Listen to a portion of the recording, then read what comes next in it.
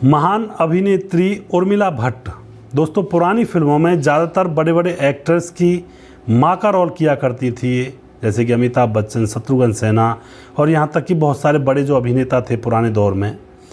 इनके खौफनाक कत्ल की कहानी आज हम यहाँ पर लेकर आए हैं। इनका कत्ल किया गया था और बड़ी ही बेरहम तरीके से इनको मौत के घाट उतारा गया था। आखिर क्या थी इनके कत्ल के पीछे की सच्चाई और क्या हुई थी वह घटना जो इनका कत्ल हुआ, पूरी सच्चाई यहाँ पर जानने वाले हैं। वीडियो को अंत तक ज़रूर देखिएगा। नमस्कार, मैं हूँ सुदेश कुमार और फिल्मी कहानी चैनल में आपका स्वागत है। दोस्तों, उर्मिला भट्ट 60 और 70 के दशक में उर्मिला भट्ट का बड़ा नाम हुआ करता था। बहुत सारे करेक्टर अभिनय वह किया करती थी, यानी कि चरित्र अभिनय में उनका नाम था। कोई भी किरदार हो, उर्मिला उसको ऐसे निभा लिया करती थी मानो वह रोल उसी के लिए बना हो, यानी कि इतनी सादगी थी रोल को निभाने में और बड़े ही पारंगत तरीके से वह हर रोल को निभा दिया करती थी।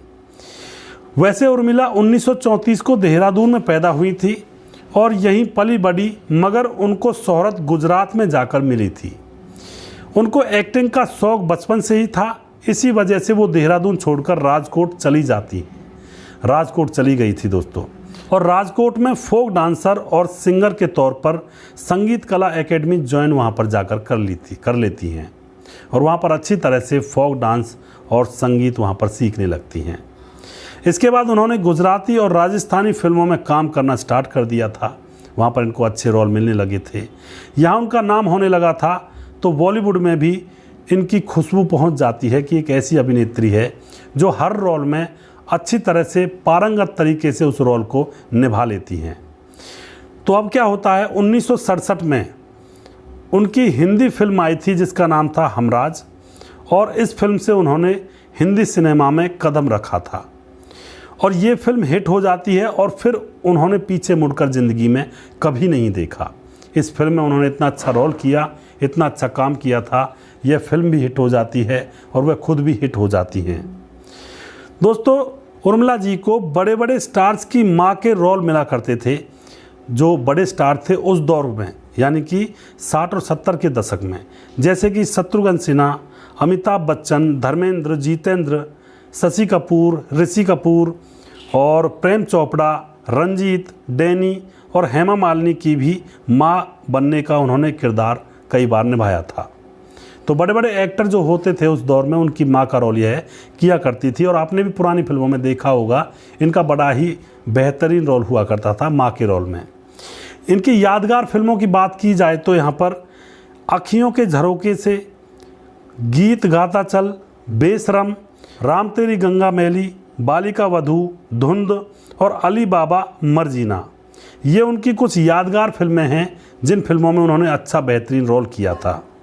अब यहाँ पर उनकी निजी ज़िंदगी के ऊपर भी प्रकाश डाल लेते हैं। दोस्तों, जब वो गुजरात में थिएटर करती थी तो डायरेक्टर एक्टर मार्कंड भट्ट से उनको प्यार हो जाता है और बाद में दोनों ने एक दूसरे के साथ लव मैरिज कर ली थी, यानी कि लव मैरिज उन्होंने दोनों ने की थी। दोनों के 2 बच्चे होते हैं, एक बेटा होता है और एक बेटी होती है। बेटी का नाम होता है रचना। दोस्तों, अच्छे से इनका परिवार रह रहा होता है, खूब इन्होंने फिल्मों में तरक्की की हुई होती है। पति भी इनका साथ अंत समय तक नहीं छोड़ते हैं। अब यहाँ पर इनकी मौत की सच्चाई के बारे में भी जान लेते हैं कि इतनी बड़ी अदाकारा, इतनी बड़ी एक्ट्रेस जो कि हर एक एक्टर की माँ का रोल किया करती थी, इनकी मौत कैसे हुई थी। मौत के बारे में जानकर रूह कांप जाएगी दोस्तों। बड़ी ही दर्दनाक मौत इनकी हुई थी। उर्मिला अपने पति के साथ जुहू के बंगले में रहती थी, मुंबई जुहू, और 22 फरवरी 1997 को वो घर पर अकेली थी। उनके बेटा और बेटी अपने परिवार के साथ अलग रहा करते थे और उनका पति ही उनके साथ रहा करता था। लेकिन किस दिन 22 फरवरी 1997 को उनका पति भी किसी काम से बड़ौदा गया हुआ था। अब दोस्तों, घर पर अकेली थी उर्मिला जी और अचानक उनके घर पर कुछ चोर लुटेरों ने हमला कर दिया था।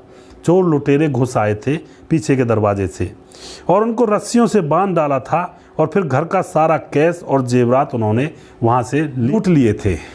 और अब इसके बाद जो हुआ उसके बारे में जानेंगे तो दिल दहल जाएगा दोस्तों। लुटेरे भाग रहे थे, तभी एक बदमाश वापस लौट कर आता है और उर्मिला जी के पास आकर के वह उसके गले पर चाकू लगाकर गले को रेत देता है। दोस्तों जैसे ही गला रेता जाता है तो वह तड़पने लगती है, खून बहने लगता है और तड़प तड़प कर उसकी वहीं पर मौत हो जाती है और वहाँ से वह लुटेरे भाग जाते हैं। दोपहर को जब उनके पारिवारिक मित्र विक्रम पारीख उनका हालचाल जानने के लिए घर पहुँचे तो वह दरवाज़ा खटखटा रहे थे, लेकिन अंदर से कोई दरवाज़ा खोल नहीं रहा था। तभी उनके पड़ोसी बोलते हैं कि सुबह काम वाली आई थी, वह भी कई बार दरवाज़ा खटखटाकर चीख कर चिल्लाकर यहाँ से वापस चली गई, पता नहीं अंदर कोई है या नहीं भी।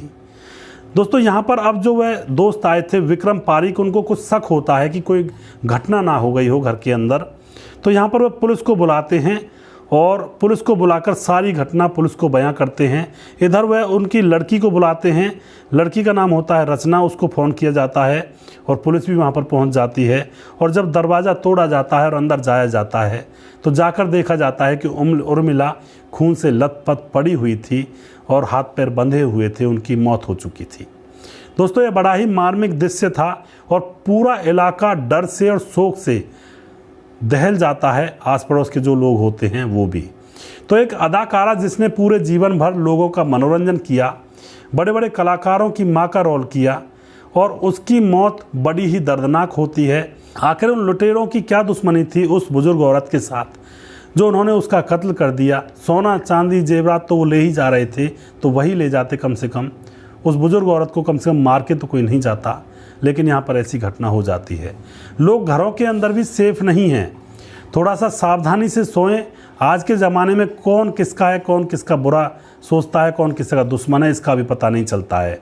बड़ी ही फरेबी दुनिया है, कौन दोस्त है कौन दुश्मन है इसका पता नहीं चलता है। लोग मुंह पर बात करते हैं मीठी मीठी और पीछे से वो छोरा घोंप देते हैं। तो सबसे सावधान रहें, घरों के अंदर सिक्योरिटी मजबूत रखें, वरना कुछ भी हो सकता है और कुछ भी यहाँ पर कर सकते हैं बाहर के लोग। दोस्तों अगर आपको हमारा वीडियो अच्छा लगता है तो इसको शेयर ज़रूर कर दिया करें और यहाँ पर आपको उर्मिला जी की कौन सी फिल्म अच्छी लगती थी इसके बारे में ज़रूर लिखें और हमारा यह प्रोग्राम आपको कैसा लगता है इसके बारे में भी ज़रूर आप कमेंट बॉक्स में लिखा करें, जिससे कि हमें हिम्मत मिलती है और भी अच्छे अच्छे प्रोग्राम्स हम यहाँ पर बनाकर लेकर आते हैं। अगला प्रोग्राम बहुत जल्दी फिर से लेकर आऊँगा किसी दूसरे कलाकार के लिए। तब तक आप खुश रहें। जय हिंद, जय भारत।